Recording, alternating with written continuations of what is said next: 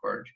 Então, resolvendo o exercício do final da aula passada, vamos considerar aqui, na primeira pergunta, que a gente tem a H1 vai ser a minha altura do tanque e o H2 vai ser a altura lá da parte banda morta, digamos assim, né? Então, T igual H1, altura do tanque 1,2 metros ou 1.200 milímetros, vezes 1,2, mais H2 é 1, né? Vezes, então 1 é 1 metro, 1.000 milímetros vezes 1,2. Vamos lá. Como que vai dar isso aqui? É igual... Vou botar na calculadora aqui para ficar certinho, para mostrar para vocês, né? Então, aqui a gente tem 1.200 multiplicado por 1,2.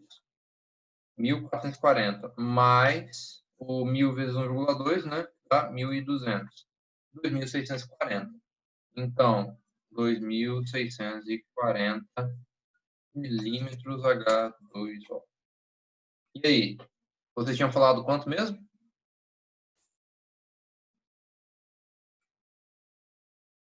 O meu deu essa mesmo, 2.640. Alguém falou 2.800? Não, né? Ou ouvi errado? Não, a minha deu isso mesmo também, 2.640. Então, eu ouvi errado, perdão. Agora, vamos calcular o outro. Essa a minha deu 1.166. 1.166? Como que você fez? Não, a próxima é agora. Ah, próximo. 1.100 alguma coisa deu, seu. Vamos lá. Seu cálculo. A minha que deu 2.880, professor. Eu fiz a conta errada aqui. Ah, você fez errado mesmo, né? É. Tá. Então, vamos preencher a fórmula aqui agora com os valores da segunda questão. 2.400 é igual à altura que a gente não sabe. Já vou colocar direto a altura aqui. Multiplicado por 1,2 mais...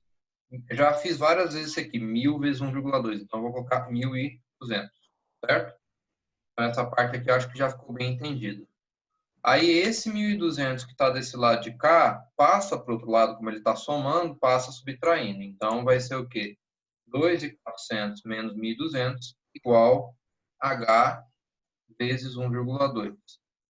Aí, se eu fizer a subtração, 2.400 menos 1.200, 1.200. Igual H vezes 1,2. Agora, eu vou isolar o H. H é igual a 1.200 dividido por 1,2. Ou seja, H é 1.000. 1.000 milímetros. Ou 1 metro. Então, essa aqui é a resolução da questão 2. Certinho? Uhum. Alguma dúvida nesses aqui? Tranquilo. Beleza, então. Vamos continuar. Vamos continuar. Professor, Oi, pode falar. deixa eu te fazer uma pergunta. Aí o senhor mostrou como a caixa d'água no nível acima e vamos supor um cano levando até o nível mais baixo. Exato. A pressão, vamos falar, por mais que seja uma tubulação no nível mais baixo, a pressão sempre vai ser aquela mesma, vamos falar, fazendo essa conta vai ser essa pressão. O que pode mudar por causa da tubulação, às vezes, é o volume de água, mas a pressão Não, é porque a pressão em relação... você sempre tem que pensar... Deixa eu até mostrar aqui uma outra coisa na minha apresentação. Vocês estão olhando... Está aparecendo aí para vocês o meu livro? A apostila? Não, tá aparecendo nas contas que o senhor fez. Só o quadro branco, né? Deixa eu tirar ele aqui. New Share. Vou colocar aqui, tela... Beleza. Você tem que considerar, Jardim, que pressão ela é medida dessa maneira aqui, ó. Vou mostrar.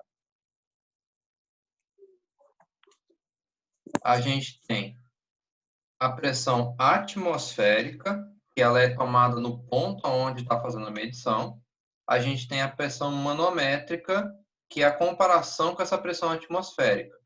Quando você tem o sensor, deixa eu desenhar um sensorzinho aqui. Seguro em comentários. Imagina que isso aqui é um sensor, certo? Esse sensor ele tem 2 pontos de amostra. Deixa eu colocar aqui no desenho 2 pontos de amostra. Ih, travou. Ó, o sensor tem 2 pontos de amostra. Um aqui e outro aqui. Sendo que este daqui, ele vai medir a pressão do sistema, por exemplo, que ela vai no tanque, e esse daqui vai estar no ar. Se você tiver o tanque, por exemplo, vamos considerar que o tanque é esse negócio aqui, ó, só para dar uma demonstração para vocês. Se o tanque está aqui, você concorda que, por exemplo, está bem do ladinho aqui, então a medida de pressão desse cara aqui, ó, o ponto que ele está medindo aqui e o ponto que ele está medindo aqui são basicamente a mesma coisa, porque a pressão atmosférica daqui comparada com essa pressão aqui dá no mesmo? Basicamente, porque está na mesma altura. Agora, se você botar o tanque aqui em cima, a pressão atmosférica aqui em cima não é a pressão atmosférica daqui. Então, você tem que descontar essa distância que tem aqui em cima, ó, porque isso aqui tudo vai gerar pressão. Tá? É questão de referência. Entendeu? Beleza, entendi, professor. Obrigado. Certo. Deixa eu selecionar. Mais alguma dúvida, gente? Vocês podem me interromper à vontade aí.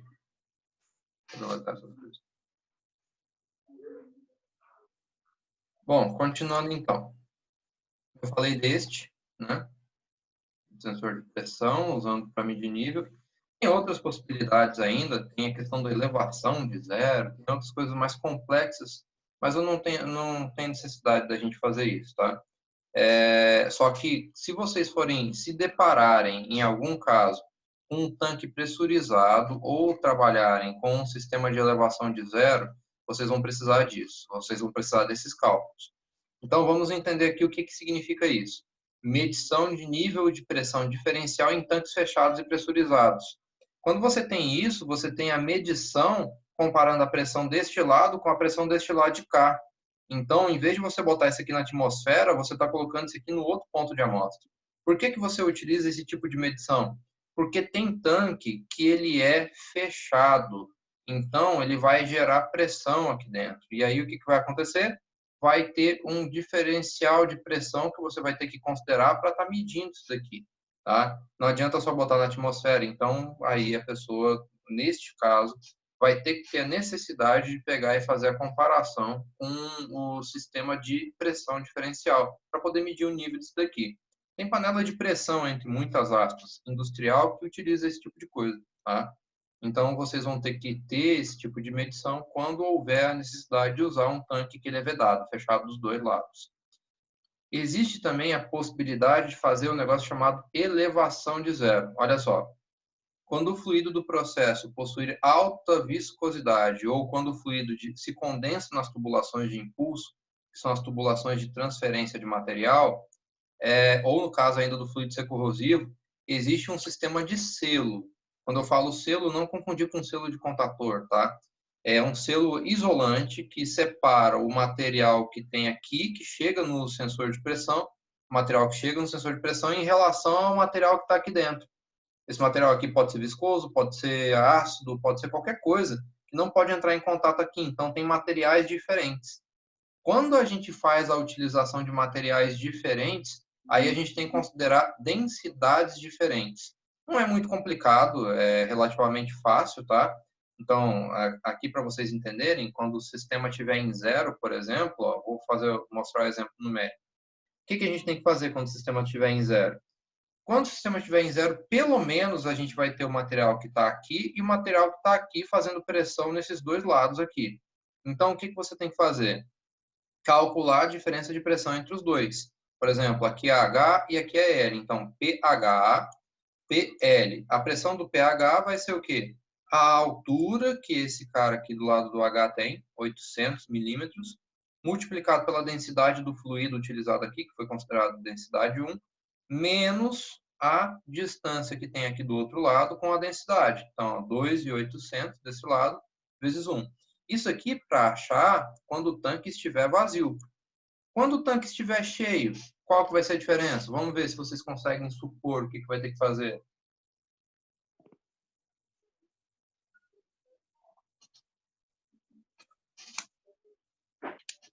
O pH aí vai mudar, porque o tanque vai pegar pelo...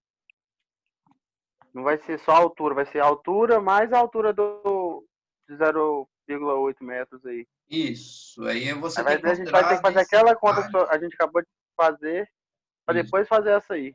Só que tem que considerar um outro detalhe, Gerson, que a densidade do fluido que está aqui dentro é diferente desse cara. Então, aqui, por exemplo, considerou a densidade 1. Lá de fora, o material que está aqui é densidade 2. Aqui está dando exemplo de um fluido viscoso, tá? Então, aí é o exemplo que está gerando para esse circuito, para esse sistema aqui. Então, olha só, quando o tanque estiver cheio, olha só o que o pessoal faz aqui. Você pega aqui a pressão pH menos a pressão PL. O que ele está considerando? Que pH vai ser o quê? A altura do tanque cheio, a altura do tanque cheio vezes a densidade. Então, olha só, a altura do tanque cheio quanto que é? 2.000, não é? 2.000? Isso. Qual é a densidade do material quando o tanque estiver cheio? 2. 2. Então, o que ele está fazendo aqui? 2.000 vezes 2. E tem que considerar que desse lado de cá ainda tem esse valor aqui, né? De 0,8 vezes esse 1. Então, 800 vezes 1. Somou os dois valores. O que a gente tem que fazer depois? Subtrair o valor do outro lado, que é esse cara que está aqui, que é essa pressão de líquido que está aqui desse lado de cá, certo?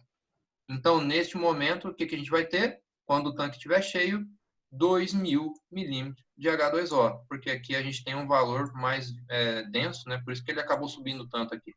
Então, esse sensor aqui, por exemplo, ele vai medir de quanto até quanto? De menos 2.000 milímetros de H2O até mais 2.000 milímetros de H2O. Entenderam a ideia? Sim. Entendemos. Então, assim, não é muito complicado, para falar a verdade. Ele é relativamente simples. Tá? Bom, acho que a ideia foi entendida, né? Aí existem outras possibilidades, tá? A gente tem a possibilidade de fazer a medição de fluidos com um borbulhador, e aí é com um material que é viscoso, corrosivo e tudo mais.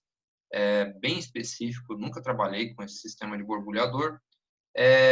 Medição de nível por empuxo, essa medição por empuxo eu também não utilizei, mas basicamente ele mede qual que é a força exercida pelo líquido para fazer esse material ir para cima. Deixa eu dar um exemplo para vocês. Vocês já experimentaram pegar uma bola de futebol e empurrar para baixo numa tubulação, numa piscina, por exemplo? Ela boia. Sim, não, a força joga de volta. A força joga de volta. Quanto mais você tenta empurrar, mais ela empurra para cima, não é? Isso. Então é o mesmo princípio. O que o pessoal faz? Faz um flutuador aqui, basicamente, que conforme a água vai subindo aqui, mais esse flutuador vai sendo empurrado para cima e mais força vai fazendo aqui, fazendo com que ele indique qual que é o nível proporcional à força aplicada aqui, tá? Coisas muito específicas para utilizar aqui. Inclusive tem detalhe que a gente tem que levar em consideração a densidade do líquido também para definir qual que é a questão do empuxo, tá? Bom, então esse aqui é um outro tipo. E existe a possibilidade, aqui tem medidor de interface, esse de interface eu nunca usei, para falar a sinceridade. O de raio gama, ele funciona similar não vou dizer, né? Mas é parecido com um sistema de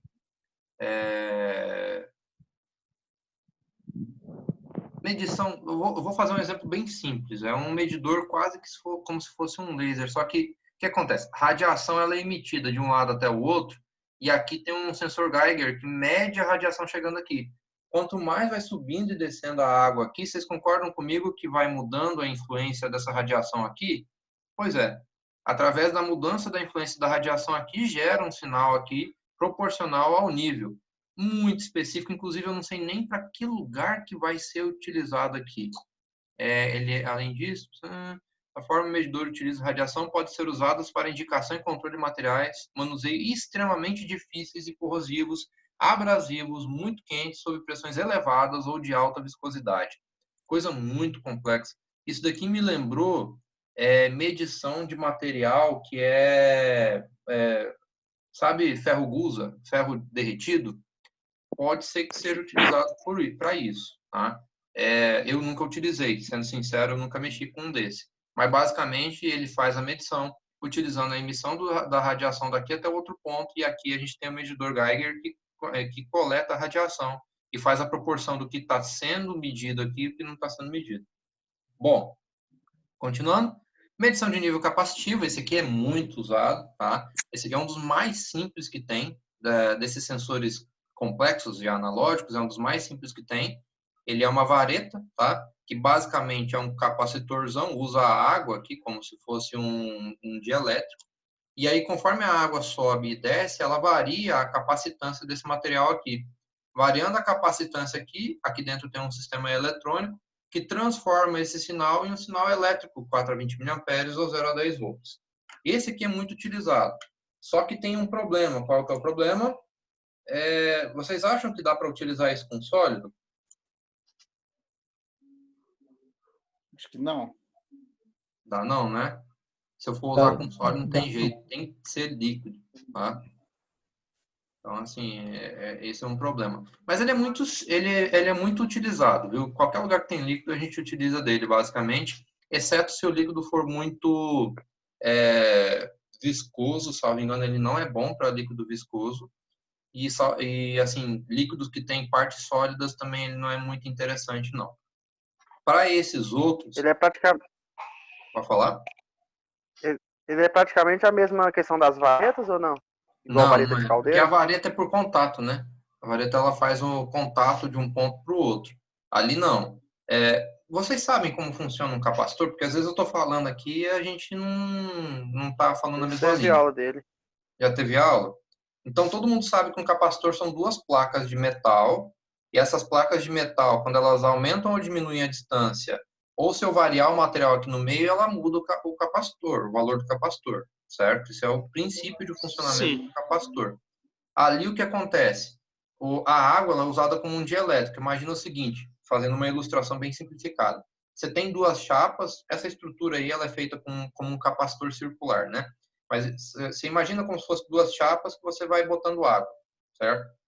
Se essa água ela preenche mais ou menos entre essas duas placas, ela muda a capacitância. Mudando essa capacitância, o que a gente vai ter? Um valor variável proporcional à quantidade de água que tem ali. Então, vendo dessa maneira, a gente consegue fazer a medição de nível através do valor do capacitor, mas não é a mesma coisa que a vareta, porque a vareta é apenas contato, entendeu? Então, é diferente. Bom, continuando, existe a possibilidade de ter a placa de capacitor também, que eu consigo fazer com uma sonda capacitiva, sem contato, tá? Que ela fica em cima, mas, salvo engano, ela tem uma distância relativamente limitada. Eu não usei dela, mas acho que ela tem uma distância pequena. Não tenho certeza, tá? Vou falar aqui sem conhecimento de causa, porque eu não usei. Além disso, tem medição por ultrassom. O medidor de ultrassom é extremamente preciso, muito bom, tudo mais, mas é caro demais, tá? É um material caro para comprar que tá doido. E tem o medidor de ultrassom também. Opa! O de ultrassom já falei, perdão. Não é o de ultrassom, é o de radar. Radar e ultrassom são coisas diferentes, tá? Ultrassom funciona mais ou menos como se fosse um morcego. Vocês já ouviram? Sabem como que um morcego se guia no escuro? Uhum. Já. Ele Sim. solta um som, Ele não né? emite essas ondas, né? Isso, ele solta um som e aí ele capta quando esse som volta para ele. O som, ele trafega através do ar em uma certa velocidade. Quando ele vai e volta, você consegue descobrir a distância através do cálculo em relação à velocidade do som. Tá? O morcego faz isso e esse sensor também faz isso dessa mesma maneira.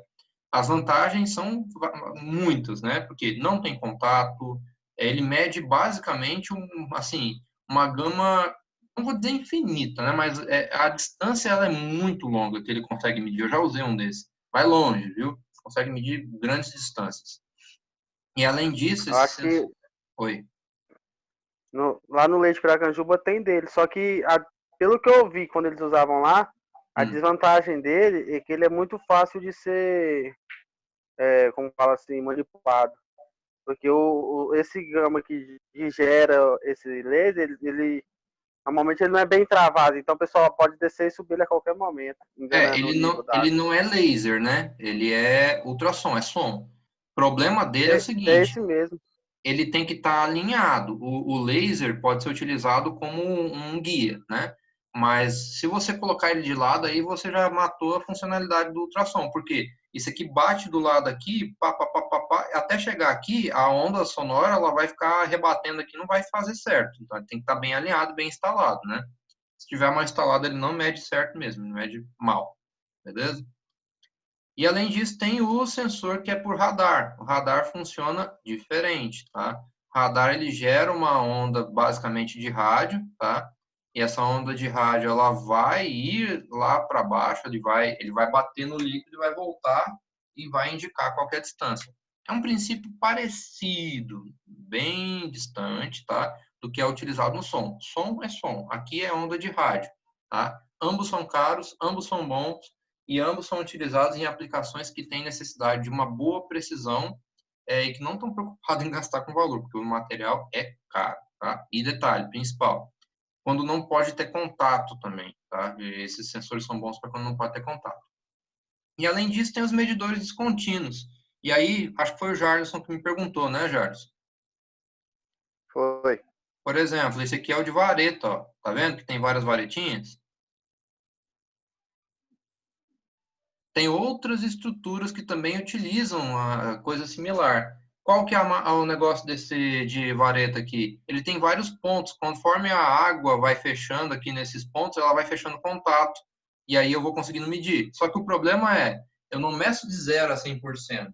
Eu meço 20, 40, 60, 80 e 100%, por exemplo. Eu não tenho a escala exata. Os sensores que eu estava mostrando para vocês antes eram sensores contínuos, ou seja, sensores que transformam o sinal do nível em uma faixa variável proporcional, tá? Ou seja, uma faixa variável que tem um valor exatamente proporcional ao nível que você está medindo.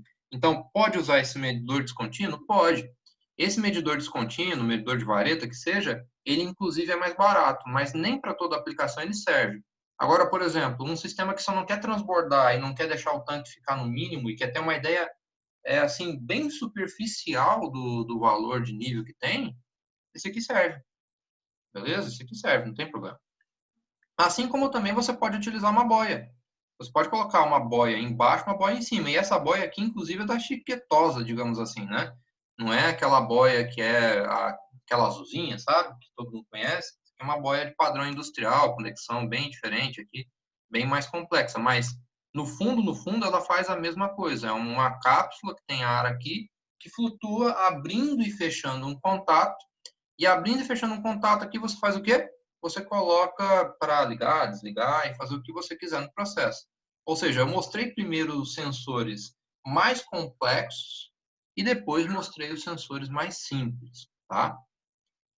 Detalhe importante para vocês. Nem esses sensores que vocês estão vendo aqui para cima, a maioria deles, se não todos, não dão conta de medir sólidos de maneira satisfatória. Então, quando a gente vai medir sólido, aí a gente já tem que ir para outro ramo. A gente tem que fazer outra coisa. E aí eu já citei para vocês. A medição de nível, quando você fala de sólido, geralmente não é feito necessariamente o nível. Você mede basicamente o peso que aquele sistema tem. Então, por exemplo, esse aqui é um silo. Esse silo aqui, por exemplo, ele está calçado, está apoiado aqui em células de carga. Essa célula de carga aqui, ó, elas vão receber a pressão causada por esse material que está caindo dentro desse silo, e aí você vai ter o peso do silo mais o peso do material. Desconta o peso do silo, você tem o peso do material. Só que daí o peso do material, ele não é exatamente o nível. Todo mundo consegue entender que se você colocar nesse tanque aqui, sei lá, milho, tá? 100% de milho e 100% de arroz, os dois não vão dar o mesmo nível na altura. Desculpa. Se eles derem o mesmo nível, eles não vão dar o mesmo peso. Se eles derem o mesmo peso, eles não vão dar o mesmo nível. Por quê? Vamos ver por quê. Porque o Por arroz causa da densidade do peso de cada Tem um. densidade, né? Por causa da densidade dos produtos. Então, tem que se levar em consideração que densidades diferentes levam a pesos diferentes, que não vai dar exatamente um nível, certo? Então, a gente tem que adaptar isso daí. Se sempre for o mesmo material, você põe lá constante referente à densidade, fechou. Mas, como nem sempre é, aí você tem que tomar cuidado de saber que, na verdade, você está medindo peso, não nível. Mas você considera indiretamente que isso indica um nível para a gente. Aqui tem mais exemplos de célula de... Não. Ah, tá. Para sólido aqui, ó, também pode ser utilizado raio gama. Raio gama é aquele que foi mostrado lá, que joga sinal de um lado para o outro, né? E aí tem o medidor Geiger. Sensor capacitivo, sem contato. Ultrassom, sem contato. Vocês perceberam que nenhuma das medidas de sólido é com contato? Porque não tem muito jeito certo de medir com contato, tá? Então, todos esses que vocês estão vendo, medidores de nível, ou eles vão estar instalados num lugar que eles não têm contato, ou você vai medir a estrutura toda, pesando, e aí depois de pesar a estrutura toda, você desconsidera o valor do tanque, né? E aí você considera que aquele peso é proporcional a um certo nível no material. Ok? Entendido?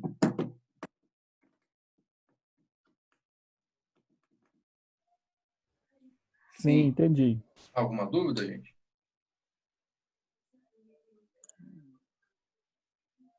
Bom, então vamos fazer o seguinte.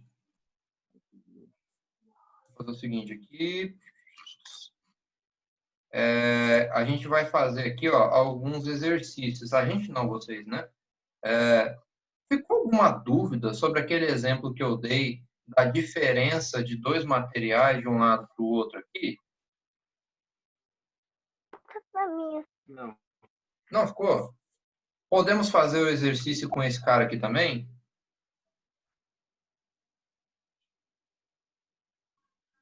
Vamos, né? Vamos fazer. Vamos lá. Vamos tentar, né? Confio em vocês, tá? Então, eu vou passar esses 3 exercícios, ó. Este cara aqui e este cara aqui. Só deixa eu fazer um adendo. Vocês estão percebendo que aqui nós temos uma questão do 4 a 20 mA. Como que a gente faz a proporção do 4 a 20 mA, gente? Hum, 4 é a escala mínima, 20 é a escala máxima. Vocês vão ver qual que é a escala. Por exemplo, aqui, ó. Na mínima, 4 mA quando tiver em 0, 20 quando tiver no máximo, certo? E aí vocês fazem a proporção. Aqui, por exemplo, ele pede em miliamperes, tá? Então, eu quero que vocês façam um cálculo também em miliamperes. Isso aqui a gente já falou outras vezes, inclusive. Beleza? Vou gerar esse arquivo aqui agora já, para mandar lá para vocês. Página 82 e página 83. Vocês vão fazer a 1, 2 e a 3. Essa aqui vocês não vão fazer, não. Essa daqui não vai agregar para vocês. Então, 82, 83. Eu vou jogar para vocês lá no ambiente educacional e vou jogar também no grupo de vocês, tá? Exercícios nível.